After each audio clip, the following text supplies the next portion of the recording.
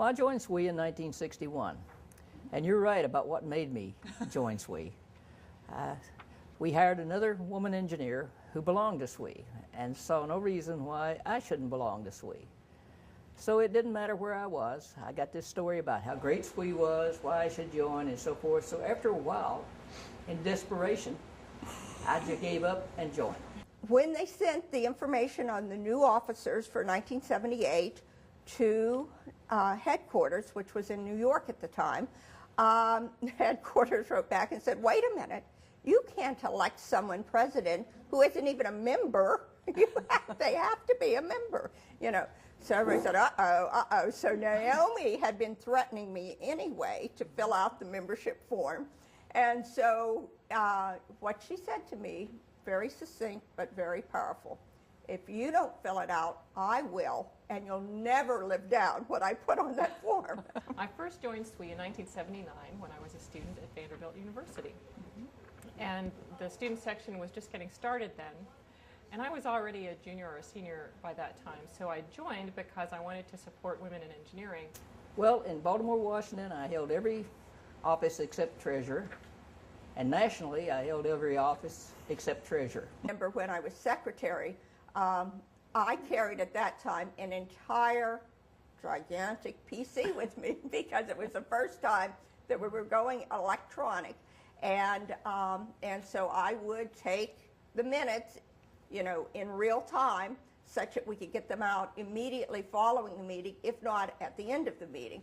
And so I was so glad to see the advent of the laptop, you know, a few years later. Oh yeah, I did nominating committee. I try to forget about that.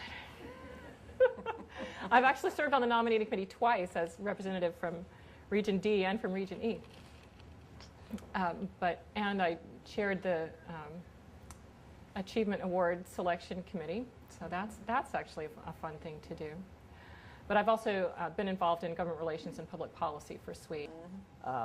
It was a great time for camaraderie, getting to know new people, seeing new people come into the society, and becoming active in the society.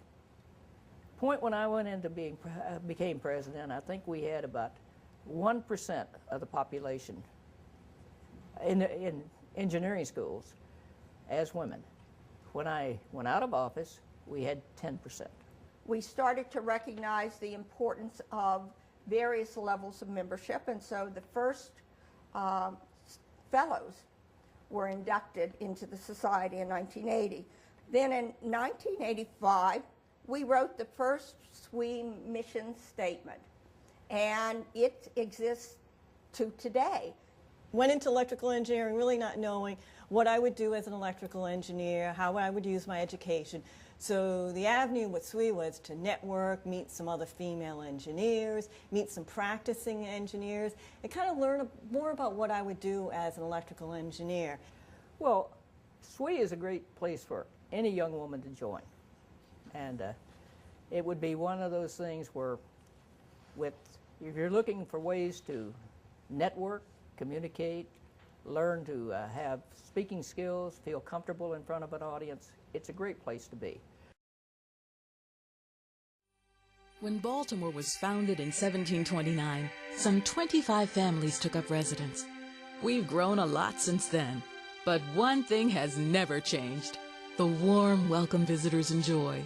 With stores galore, you can shop till you drop into one of the area's inviting restaurants or bistros.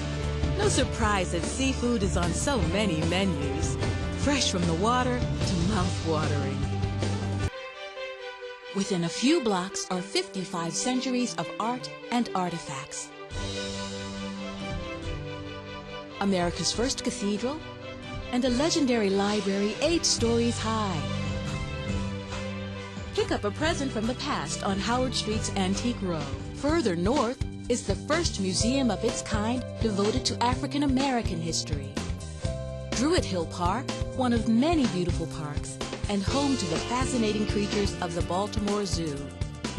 An empire of immortal art, including the largest collection of Matisse paintings in the United States. We've got museums for just about everything, from riding the rails to America's National Dental Museum. See those ivory choppers? Right, they were George Washington's. There's living history, cultural diversity, and the lore of the past, no matter where you wander.